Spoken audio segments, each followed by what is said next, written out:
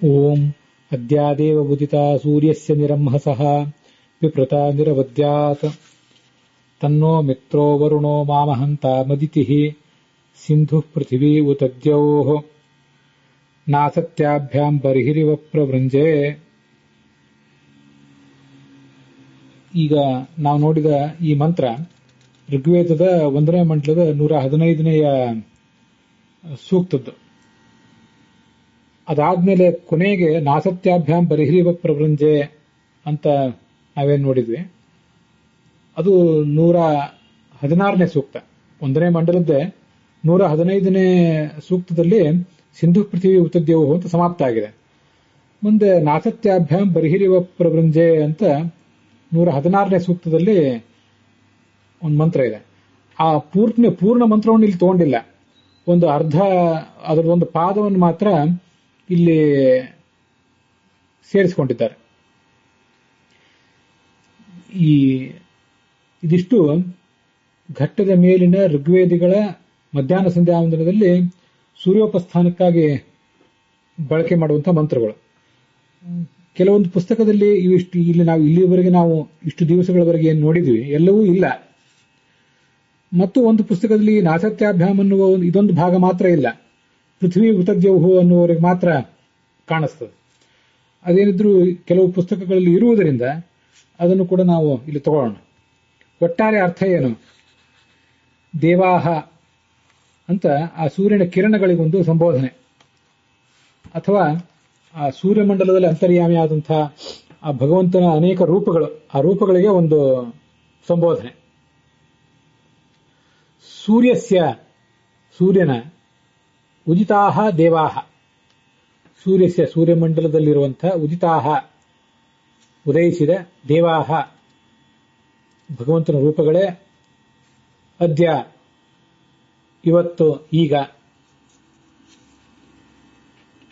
ಅಂಹಸಹ ಪಾಪಗಳಿಂದ ನಿಹಿ ಪಿಪೃತ ನಮ್ಮನ್ನ ನೀವು ಮುಕ್ತರನ್ನಾಗಿ ಮಾಡಬೇಕು.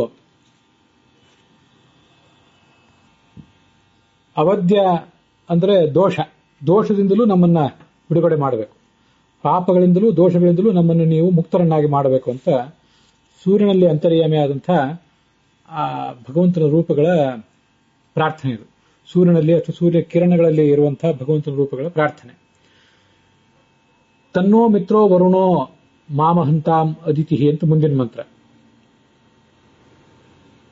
ನಹ ನಮ್ಮ ತತ್ ಈ ಸ್ತೋತ್ರವನ್ನ, ನಾವು ಮಾಡುವಂತಹ ಈ ಸ್ತೋತ್ರವನ್ನ ಅಥವಾ ಪೂಜಾ ಕಾರ್ಯವನ್ನ, ಮಿತ್ರ ಹಗಲಿನ ದೇವತೆಯಾದ ಮಿತ್ರ, ವರುಣ ಅಂದ್ರೆ ರಾತ್ರಿಯ ದೇವತೆ, ಅದಿತಿ ದೇವಮಾತೆಯಾದ ಅದಿತಿ, ಸಿಂಧು ಅಂದ್ರೆ ಮತ್ತೊಬ್ಬ ದೇವತೆ, ಪೃಥ್ವಿಯ ಅಭಿಮಾನಿ ದೇವತೆ, ಹಾಗೆ ದ್ಯೌಹು, ಇವರೆಲ್ಲರೂ ಕೂಡ ನಮ್ಮನ್ನ ಮಾಮಹಂತಾಂ, ನಮ್ಮನ್ನ ನಾವು ಮಾಡುವಂತ ಪೂಜೆಯನ್ನು ಸ್ವೀಕಾರ ಮಾಡಿ ನಮ್ಮನ್ನ ರಕ್ಷಿಸಬೇಕು, ನಮ್ಮನ್ನ ಮೆಚ್ಚಬೇಕು ಅಂತ ಅದರ ತಾತ್ಪರ್ಯ. ಇಲ್ಲಿ ಅದಿತಿ ಅಂದ್ರೆ ದೇವಮಾತೆಯಾದ ಅದಿತಿಯನ್ನೇ ಹೇಳಬೇಕು ಅಥವಾ ಬೇರೆ ಯಾವ ದೇವತೆಯನ್ನು ಹೇಳಬೇಕು. ಹಾಗೆ ಸಿಂಧು ಎಂಬ ಶಬ್ದದಿಂದ ಸಾಮಾನ್ಯವಾಗಿ ನಾವು ಸಮುದ್ರವನ್ನು ತಗೊಳ್ತೇವೆ. ಸಮುದ್ರ ರಾಜ ವರುಣ ಅಂತ ಇಲ್ಲಿ ಬಂದಿದೆ. ಆದ್ರಿಂದ ಸಿಂಧು ಎಂಬ ಶಬ್ದದಿಂದ ಮತ್ತೊಬ್ಬ ದೇವತೆಯನ್ನು ತಗೊಳ್ಬೇಕಾಗ್ತದೆ. ಅಥವಾ ವರುಣ ಅಂದ್ರೆ ಸಾಮಾನ್ಯವಾಗಿ ಜಲ ಮಹಾಭೂತದ ಅಭಿಮಾನಿ ದೇವತೆ, ರಾತ್ರಿಯ ದೇವತೆ ಕೂಡ. ಸಿಂಧು ಅಂದ್ರೆ ನಿರ್ದಿಷ್ಟವಾಗಿ ಸಮುದ್ರಕ್ಕೆ ಮಾತ್ರ ಅಭಿಮಾನಿಯಾದಂತಹ ಮತ್ತೊಬ್ಬ ದೇವತೆ ಅಂತ ತಿಳ್ಕೊಳ್ಬಹುದು. ಅಥವಾ ಸಿಂಧು ಅಂದ್ರೆ ನದಿ ಅಭಿಮಾನಿ ದೇವತೆಗಳು ಅಂತಲೂ ಕೂಡ ತಿಳ್ಕೋಬಹುದು. ಸಿಂಧು ಶಬ್ದಕ್ಕೆ ನದಿ ಅಂತನೂ ಅರ್ಥ ಇದೆ. ಆದ್ರಿಂದ ಹಿಂದೆ ವರುಣನ ಬಗ್ಗೆ ಬಂದಿರುವುದರಿಂದ ಇಲ್ಲಿ ಸಿಂಧು ಅಂದ್ರೆ ಒಟ್ಟಾರೆ ಎಲ್ಲ ನದಿಗಳು. ಪೃಥ್ವಿ ಅಭಿಮಾನಿ ದೇವತೆ, ದ್ಯೌಹು ಈ ಮೇಲಿನ ಲೋಕ ದ್ಯೌಹು, ಕೆಳಗಿನ ಲೋಕ ಪೃಥ್ವಿ, ಇವೆರಡರ ಅಭಿಮಾನಿ ದೇವತೆಗಳು ಇದನ್ನು ಸ್ವೀಕಾರ ಮಾಡಿ ನನ್ನನ್ನ ಮೆಚ್ಚಬೇಕು. ಮಹಾಪೂಜಾಯಾಮ ಅಂತ ಧಾತು ಇದೆ, ಗೌರವಿಸಬೇಕು, ಒಳ್ಳೆ ಕೆಲಸ ಮಾಡಿದೆ ಅಂತ ನಮ್ಮನ್ನು ಅಭಿನಂದಿಸಬೇಕು ಅಂತ ಅದರ ತಾತ್ಪರ್ಯ.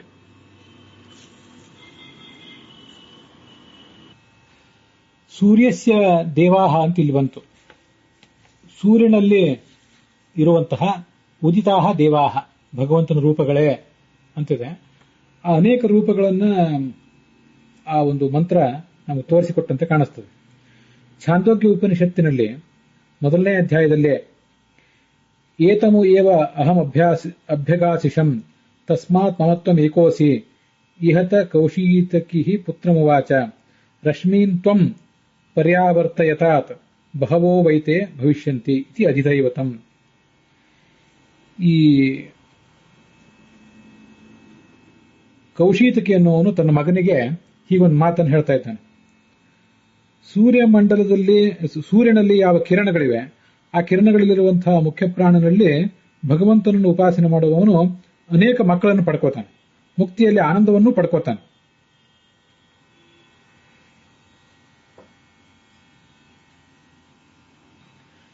ಅದರ ಭಾಷ್ಯದಲ್ಲಿ ಆಚಾರ್ಯ ಹೀಗೆ ಹೇಳ್ತಾರೆ, ಆದಿತ್ಯ ಸಂಸ್ಥಿತೋ ವಾಯು ಪ್ರಣವಸ್ತದ್ಗತೋ ಹರಿಹಿ ಪ್ರಕೃಷ್ಟತ್ವಾಚ್ಚ ನೇತೃತ್ವಾತ್ ಪ್ರಣಂ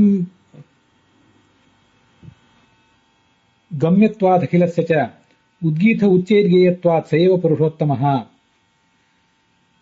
ಸಯೇವ ಪ್ರಾಣಗೋ ದೇಹೇ ಓಪಿತ್ಯೇವ ಸದಾ ಜಪನ್ ಏತ್ಯೇಷ ಭಗವಾನ್ ವಿಷ್ಣುಃ ಧ್ಯಾಯನ್ನೇಕಂ ತಮಕ್ಷರಂ ಏಕಪುತ್ರೋ ಮುಕ್ತಿಮೇತಿ ಧ್ಯಾಯನ್ ಪ್ರಾಣೇಷು ರಶ್ಮಿಷೋ ಬಹುಪುತ್ರೋ ವಿಮುಕ್ತ ಸ್ಯಾತ್ ತಸ್ಮಾತ್ ಧ್ಯಾಯೇತ್ ತಥಾ ಪರಂ ಅಂತ ಭಾಷ್ಯದಲ್ಲಿ ಆಚಾರ್ಯ ಹೇಳುವಂಥ ವಿಷಯ. ನಮ್ಮ ದೇಹದಲ್ಲಿ ಯಾವ ಪ್ರಾಣ ಇದ್ದಾನೆ ಆ ಪ್ರಾಣನಲ್ಲಿ ಅಂತರ್ಗತನಾದಂತಹ ಭಗವಂತನೇ ಪ್ರಣವ ಉದ್ಗೀತ ಅಂತ ಕರೆಸ್ಕೊಂಡಿದ್ದಾನೆ. ನಾಶರಹಿತವಾದಂತಹ ಆ ಒಂದು ರೂಪವನ್ನು ಯಾರು ಧ್ಯಾನಿಸ್ತಾರೆ ಅವನಿಗೆ ಒಬ್ಬ ಮಗ ಸಿಗ್ತಾನೆ. ಏಕಪುತ್ರೋ ಮುಕ್ತಿಮೇತಿ ಧ್ಯಾಯನ್ ಏಕಂ ತಮಕ್ಷರಂ. ಆ ಭಗವಂತನ ರೂಪವನ್ನು ಧ್ಯಾನ ಮಾಡುವವನಿಗೆ ಒಬ್ಬ ಮಗ ಸಿಗ್ತಾನೆ. ಇನ್ನ ನಮ್ಮ ಇಂದ್ರಿಯಗಳಲ್ಲಿ, ನಮ್ಮ ಎಲ್ಲಾ ಇಂದ್ರಿಯಗಳಲ್ಲಿ ಮತ್ತು ಸೂರ್ಯಕಿರಣಗಳಲ್ಲಿ ಏನು ಮುಖ್ಯ ಪ್ರಾಣ ಇದ್ದಾನೆ ಅವನಲ್ಲಿರುವಂತಹ ಭಗವಂತನನ್ನು ಧ್ಯಾನ ಮಾಡುವವನು ಅನೇಕ ಜನ ಮಕ್ಕಳನ್ನು ಪಡ್ಕೋತಾನೆ, ಮುಕ್ತಿಯಲ್ಲಿ ಅಧಿಕ ಆನಂದವನ್ನು ಪಡ್ಕೋತಾನೆ. ಆದ್ರಿಂದ ಸೂರ್ಯಕಿರಣಗಳಲ್ಲಿ ಬಹುವಚನ ಗಮನಿಸಬೇಕು. ಮತ್ತೆ ದೇಹದ ಇಂದ್ರಿಯಗಳಲ್ಲಿಯೂ ಕೂಡ ಅಲ್ಲೂ ಬಹುವಚನ ಇದೆ. ಈ ಮುಕ್ತ ಪರಮಾತ್ಮನನ್ನ ಧ್ಯಾನಿಸಬೇಕು. ಪ್ರಾಣೇಶು ರಶ್ಮಿಷು, ಪ್ರಾಣಗಳು ಅಂದ್ರೆ ಇಂದ್ರಿಯಗಳು ಬಹುವಚನ ಇದೆ. ರಶ್ಮಿಷು ಅಂದ್ರೆ ಕಿರಣಗಳು, ಆ ಕಿರಣಗಳಲ್ಲಿ ಈ ಭಗವಂತನನ್ನ ಧ್ಯಾನಿಸಬೇಕು. ಹಾಗೆ ಮಾಡಿದರೆ ಅನೇಕ ಮಕ್ಕಳನ್ನು ಪಡ್ಕೋತಾನೆ. ನಮ್ಮ ದೇಹದಲ್ಲಿ ಏನು ಒಬ್ಬ ಪರಮಾತ್ಮ ಇದ್ದಾನೆ ಅವನೊಬ್ಬನನ್ನೇ ಧ್ಯಾನಿಸಿದ್ರೆ ದೇಹ ಅನ್ನುವುದು ಒಟ್ಟಾರೆ ಒಂದು ಏಕ ಅಧಿಷ್ಠಾನ. ಆ ಏಕ ಅಧಿಷ್ಠಾನದಲ್ಲಿ ಇರುವ ಮುಖ್ಯ ಪ್ರಾಣನಲ್ಲಿ ಅಂತರ್ಯಾಮಿಯಾದ ಭಗವಂತನನ್ನ ಧ್ಯಾನಿಸಿದರೆ ಅದು ಒಬ್ಬ ಮಗನ ಪ್ರಾಪ್ತಿಗೆ ಕಾರಣ. ಧ್ಯಾಯನ್ ಏಕಂ ತಮಕ್ಷರಂ, ಆ ಭಗವಂತನ ಒಂದು ರೂಪ ಅದು. ಆ ಒಂದು ರೂಪವನ್ನು ಧ್ಯಾನಿಸಿದವನಿಗೆ ಏಕಪುತ್ರ, ಒಬ್ಬನೇ ಮಗ ಜನಿಸ್ತಾನೆ. ಆದರೆ ಪ್ರಾಣೇಶು ರಶ್ಮಿಷು, ಅನೇಕ ಸೂರ್ಯಕಿರಣಗಳು, ಅನೇಕ ಇಂದ್ರಿಯಗಳು, 5 ಕರ್ಮೇಂದ್ರಿಯ, 5 ಜ್ಞಾನೇಂದ್ರಿಯ ಮೊದಲಾದೆಲ್ಲವೂ ಕೂಡ ಅವುಗಳಲ್ಲಿ ಅಂತರ್ಯಾಮಿಯಾದಂತಹ ಯಾವ ಪ್ರಾಣ ಇದ್ದಾನೆ ಆ ಪ್ರಾಣನಲ್ಲಿ ಅಂತರ್ಯಾಮಿಯಾದಂತಹ ಭಗವಂತನ ರೂಪಗಳು. ಅಧಿಷ್ಠಾನಗಳು ಅನೇಕ ಆದ್ದರಿಂದ ಅನೇಕ ಕಿರಣಗಳು ಮತ್ತು ಅನೇಕ ಅಧಿಷ್ಠಾನಗಳು, ಅನೇಕ ಕಿರಣಗಳು ಮತ್ತು ಅನೇಕ ಇಂದ್ರಿಯಗಳು, ಹೀಗೆ ಅಧಿಷ್ಠಾನಗಳು ಅನೇಕ ಆದ್ದರಿಂದ ಅವುಗಳಲ್ಲಿ ಅಂತರ್ಗತನಾದ ಭಗವಂತನನ್ನ ಧ್ಯಾನಿಸಿದವನು ಅನೇಕತ್ವವನ್ನು, ಅನೇಕ ರೂಪಗಳನ್ನು ಧ್ಯಾನಿಸಿದ ಪ್ರಯುಕ್ತ ಅನೇಕ ಮಕ್ಕಳನ್ನು ಪಡ್ಕೋತಾನೆ, ಅನೇಕ ಶಿಷ್ಯರನ್ನು ಪಡ್ಕೋತಾನೆ ಅಂತ ಕೂಡ ನಾವು ಅಲ್ಲಿ ತಿಳ್ಕೋಬಹುದು. ಹೀಗೆ ನಾವು ಯಾವ ಥರದ ಉಪಾಸನೆಯನ್ನು ಮಾಡ್ತಿರ್ತೀವೋ ಏಕಾಧಿಷ್ಠಾನದಲ್ಲಿ, ಒಂದೇ ಅಧಿಷ್ಠಾನದಲ್ಲಿ ಭಗವಂತನ ಉಪಾಸನೆ ಮಾಡಿದವನಿಗೆ ಏಕಪುತ್ರ, ಅನೇಕ ಅಧಿಷ್ಠಾನಗಳಲ್ಲಿ ಭಗವಂತನನ್ನು ಉಪಾಸನೆ ಮಾಡಿದವನಿಗೆ ಅನೇಕ ಪುತ್ರರು ಅಂತ ಅಲ್ಲಿ ಹೇಳಿದ್ದನ್ನ ನಾವು ತಿಳ್ಕೊಳ್ಬಹುದು. ಹೀಗೆ ನಾವು ಮಾಡ್ತೇವೆ. ಅವರು ಆ ಭಗವಂತನ ರೂಪಗಳು ನಮ್ಮನ್ನ ಪಾಪದಿಂದ, ದೋಷದಿಂದ ಮುಕ್ತರನ್ನಾಗಿ ಮಾಡಲಿ, ಮತ್ತೆ ಭಗವಂತನ ಸನ್ನಿಧಾನ ಪಾತ್ರರಾದಂತಹ ಮಿತ್ರ, ವರುಣ, ಅದಿತಿ, ಸಿಂಧು ಅಂದ್ರೆ ನದಿಗಳು, ಪೃಥ್ವಿ, ಮತ್ತೆ ಪೃಥ್ವಿ ಲೋಕ ಮತ್ತೆ ಆಕಾಶ ಲೋಕ, ಇದರೆಲ್ಲರ ಅಭಿಮಾನಿ ದೇವತೆಗಳು ನಮ್ಮನ್ನ ಕಾಪಾಡಲಿ ಅಂತ ಅದರ ತಾತ್ಪರ್ಯ. ಅವರು ನಮ್ಮ ಪೂಜೆಯನ್ನು ಮೆಚ್ಚಲಿ ಅಂತ ಅದರ ಅಭಿಪ್ರಾಯ. ಇನ್ನು ಅಲ್ಲಿ ಬಂದದ್ದು ಕೊನೆಯದಾಗಿ ನಾಸತ್ಯಾಭ್ಯಾಂ ಬರಿಹಿರಿವ ಪ್ರವೃಂಜೆ ಅಂತ. ಅದು ಕೊನೆಯ ಈ 115ನೇ ಸೂಕ್ತದಲ್ಲಿ ಬರುವಂಥದ್ದಲ್ಲ, 116ನೇ ಸೂಕ್ತದಲ್ಲಿ ಬರುವಂಥದ್ದು. ಬರ್ಹಿರಿವ ಯಥಾ ಕಶ್ಚಿದ್ ಯಜಮಾನಃ ಯಾಗಾರ್ಥಂ ಬರ್ಹಿಹಿ ಪ್ರವೃಂಜೆ. ಈ ಒಬ್ಬ ಯಜಮಾನ ಯಾಗದ ಕಾಲದಲ್ಲಿ